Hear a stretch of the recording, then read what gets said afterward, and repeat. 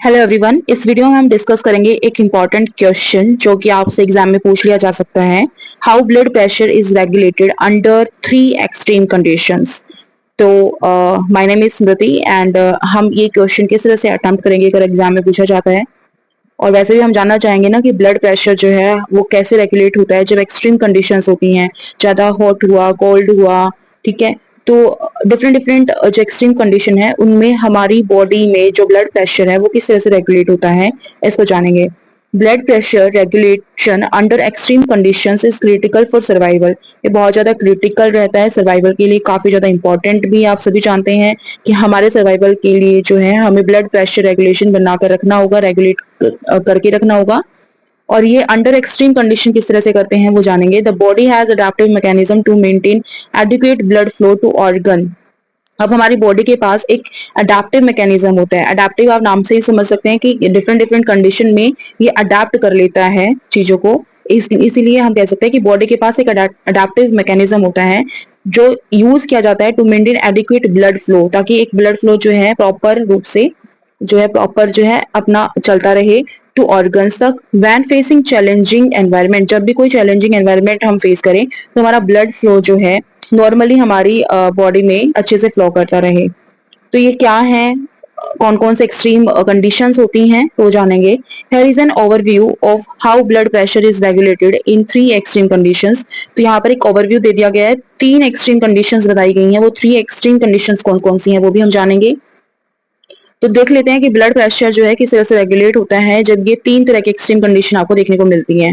तो फर्स्ट जो extreme condition हम डिस्कस करेंगे वो रहेगी एक्सट्रीम हीट, यानी सबसे ज्यादा मतलब एक्सट्रीम में अगर हीट हमें फील करनी पड़े या हमें फेस करनी पड़े तो हमारी बॉडी किस तरह से अडाप्ट करती है उस कंडीशन को, किस तरह से उससे जो ब्लड प्रेशर है वो रेगुलेट करती है। सेकंड है एक्सट्रीम कोल्ड होने पर, बहुत ज्यादा ठंड होने पर, बहुत ज्यादा कोल्ड होने पर किस तरह से रेगुलेट करेगी ब्लड प्रेशर को। And third condition is haemorrhage. Haemorrhage आप सभी जानते हैं जिसमें सब ब्लड लॉस हो जाता है, यानी कि ज्यादा मात्रा में ब्लड की कमी हो जाती है। ब्लड जो है हमारी बॉडी से या तो फ्लो कर जाता है या उसका लॉस हो जाता है किसी कारण से। तो ये तीनों कंडीशन हम यहाँ पे डिस्कस करेंगे कि तीनों कंडीशन में जो ब्लड प्रेशर है वो किस तरह से रेगुलेट होता है हमारी बॉडी में, क्योंकि आप सभी जानते हैं हमारे सर्वाइवल के लिए जो ब्लड प्रेशर है वो रेगुलेट होना काफी ज्यादा जरूरी है। अगर वो रेगुलेट नहीं हो पाता है तो हम जो है जीवित नहीं रह पाएंगे, हमारा सर्वाइवल पॉसिबल नहीं होगा। फर्स्ट जान लेते हैं एक्सट्रीम हीट के बारे में। तो फर्स्ट इसमें केस है जब एक्सट्रीम हीट हो तो वैसोडाइलेशन होता है। When expose to high temperature, जब हमें हमारी बॉडी जो है एक्सपोज होती है हाई टेम्परेचर से, blood vessels near the skin dilate. जो हमारी जो वेसल्स होती हैं, ब्लड की जो वेसल्स होती हैं स्किन के पास जो प्रेजेंट होती है हमारी बॉडी के अंदर, वो डायलेट हो जाती हैं, यानी कि वैसो डायलेशन वहां पर देखने को मिलेगा। वैसो का मतलब यहाँ पे वैसल से लिया गया है, डायलेशन आप जानते हैं डायलेट से रिलेटेड है। टू रिलीज एक्सेस हीट, और ये प्रोसेस इसलिए होती है ताकि जो एक्सेस हीट है हमारी बॉडी में उसको रिलीज कर दिया जाए। अब हमारी स्किन के पास जो हमारी वेसल्स प्रेजेंट हैं उसको अगर देखो उनका अगर एक्सपोज होता है हाई टेम्परेचर के कांटेक्ट में वो आती हैं तो उस टाइम पर आपको एक प्रोसेस देखने को मिलती है, वो है वेसो डायलेशन। इसी को बोलते हैं कि वो कांटेक्ट में आना, टू रिलीज एक्सेस हीट। और ये इसलिए कांटेक्ट में आते हैं ताकि बॉडी से एक्सेस हीट को बाहर रिलीज कर सके। This cooling mechanism lower blood pressure by decreasing vesicular resistance.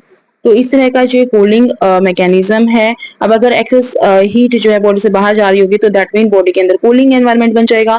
तो लोअर ब्लड प्रेशर, इस तरह का जो एनवायरनमेंट होता है उससे ब्लड प्रेशर जो है लो हो जाता है बाय डिक्रीजिंग वेसिकुलर रेसिस्टेंस। और यहाँ पे जो वेसिकुलर रेसिस्टेंस होता है उसको डिक्रीज करके जो है आपका उसकी रेसिस्टेंस को डिक्रीज करके जो आपका ब्लड प्रेशर है वो आपका लो हो जाता है। तो ये फर्स्ट है एक्सट्रीम कंडीशन में कि किस तरह से ब्लड रेगुलेट होते हैं, तो इस तरह से ब्लड रेगुलेट हो जाता है।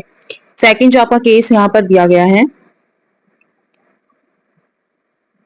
सेकंड जो यहाँ पे केस दिया गया है वो है स्वेटिंग एंड फ्लूइड लॉस। अगर स्वेटिंग होती है, आप सभी जानते हैं जैसे पसीना आना, स्वेटिंग रिड्यूसेस बॉडी टेम्परेचर। तो स्वेटिंग जब होती है तो हमारी बॉडी का टेम्परेचर जो है आपका डिक्रीज हो जाता है, कम हो जाता है। आप जानते हैं ना कि जैसे पसीना आता है तो हम अगर बॉडी को टच करेंगे, चाहे पहले फीवर हो, लेकिन फीवर के बाद जैसे ही पसीना आता है बॉडी में स्वेटिंग होती है उसके बाद हमारी बॉडी जो ठंडी पड़ जाती है।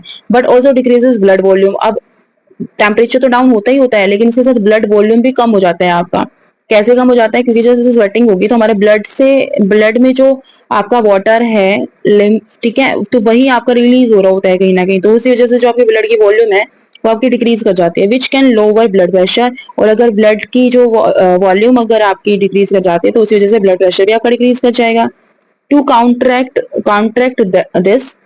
दिस, तो उसको काउंट्रैक्ट करने के लिए the body activates mechanism to retain water and maintain blood pressure. तो हमारी जो बॉडी है वो एक्टिवेट करती है एक मैकेनिज्म को, ताकि वो पानी जो जिसका लॉस हुआ है उसको रिटेन कर सके, वापस से बॉडी में लेकर आ सके एंड मेंटेन ब्लड प्रेशर, और इस तरह से अपना ब्लड प्रेशर को मेंटेन कर सके। तो ये सेकंड आपका जो टाइप है जिसमें जो ब्लड के जो फ्लो है, ब्लड फ्लो को या ब्लड प्रेशर को जो रेगुलेट किया जा सकता है। स्वेटिंग एंड फ्लूइड लॉस में किस तरह से रेगुलेट होता है ब्लड फ्लो। थर्ड कंडीशन है हार्मोनल रेगुलेशन। अगर हार्मोनल रेगुलेशन होता है तो किस तरह से, the body releases anti diuretic hormone जिसको एडीएच बोलते हैं, एंड एक्टिवेट्स रेनिन एंजियोटेंसिन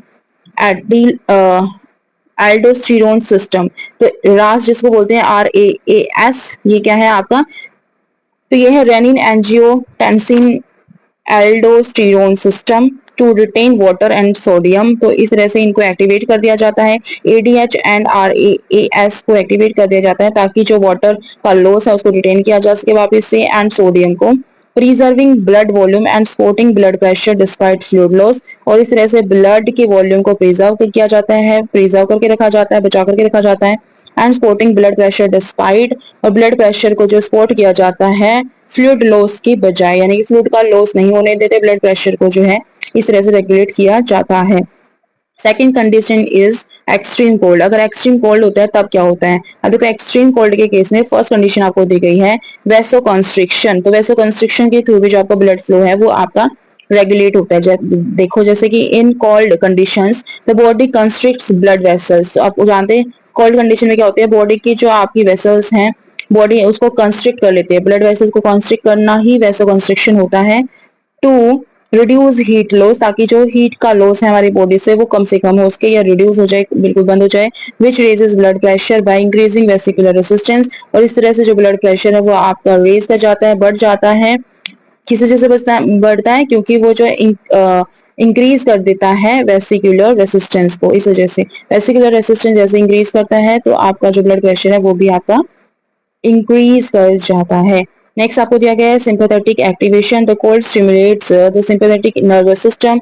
तो जो कोल्ड सिचुएशन होती है, एक्सट्रीम कोल्ड होता है, वो स्टिमुलेट कर देता है सिंपैथेटिक नर्वस सिस्टम को भी, SNS जिसको बोलते हैं, releasing adrenaline to increase heart rate and blood pressure. और इस तरह से वो क्या करते हैं कि रिलीज कर देते हैं एड्रेनलिन। आप जानते हैं सभी एक हार्मोन होता है, ठीक है, और ये रिलीज किया जाता है ताकि जो हार्ट रेट है और जो ब्लड प्रेशर है उसको इंक्रीज किया जाए। तो जो एड्रेनलिन हार्मोन होता है किडनी के ऊपर जो आपकी ग्लैंड प्रेजेंट होती है उनसे सिक्रेट होने वाला हार्मोन है, और ये जो है एक तरह से आपके हार्ट रेट और ब्लड प्रेशर को रेगुलेट करने का काम करता है, उसको इंक्रीज करने का काम करता है।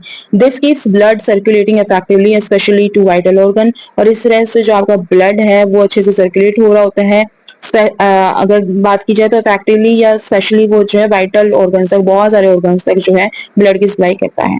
नेक्स्ट आपको पॉइंट दिया गया हार्मोनल एडजस्टमेंट्स। तो हार्मोनल एडजस्टमेंट के बारे में बताया गया है कैटी कोलामाइंस जो है लाइक एड्रेनलिन। आप देखो कैटिकोलामाइन जैसे कि आपका एड्रेनलिन हार्मोन होता है, support vasoconstriction, while RAAS may also be activated to conserve fluids and sodium, helping maintain stable blood pressure in the cold। तो इस तरह से जो है ब्लड प्रेशर कोल्ड के सीजन में यानी कि एक्सट्रीम कोल्ड के केस में भी जो है ये स्टेबल करके रखता है, मेंटेन करके रखता है एक स्टेबल ब्लड प्रेशर को।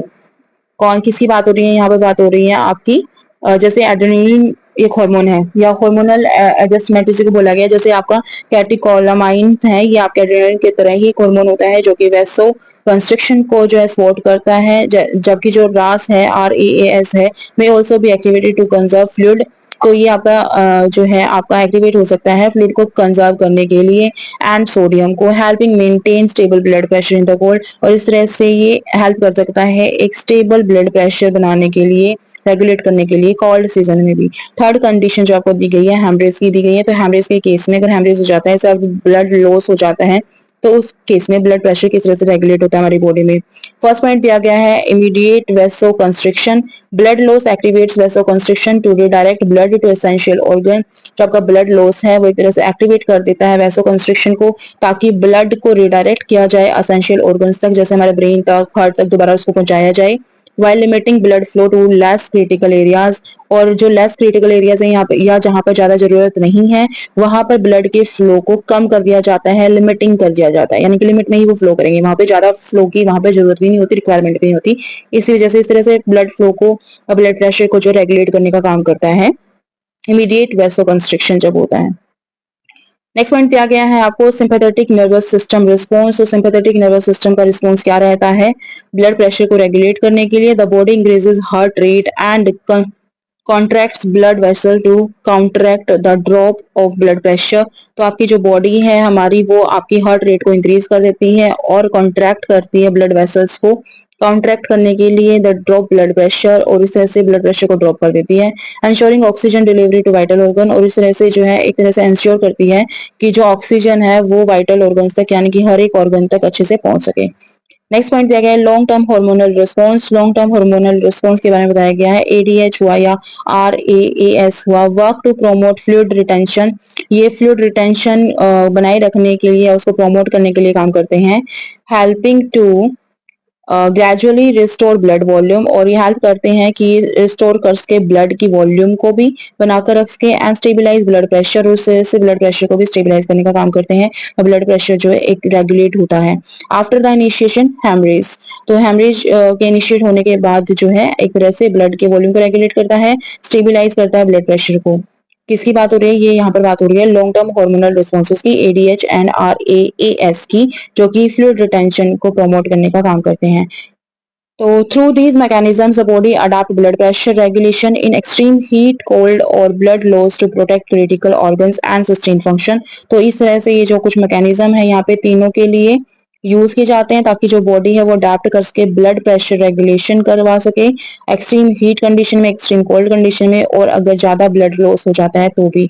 तो प्रोटेक्ट करती है क्रिटिकल ऑर्गन्स को एंड सस्टेन करती है हर किसी ऑर्गन का फंक्शन।